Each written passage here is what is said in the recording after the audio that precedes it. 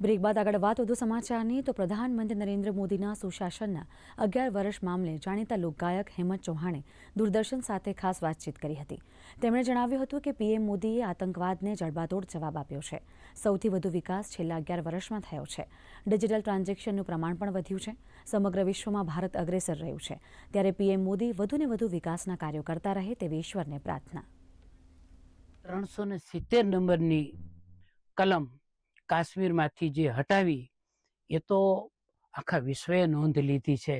એ કામ નાનું સૂનું નથી, એટલે મોદી સાહેબને એ બાબતમાં આપણે અને એમના મંત્રીમંડળને અમે સલામ કરીએ છીએ। બધા માટે બહુ સારી સુવિધા કરી છે।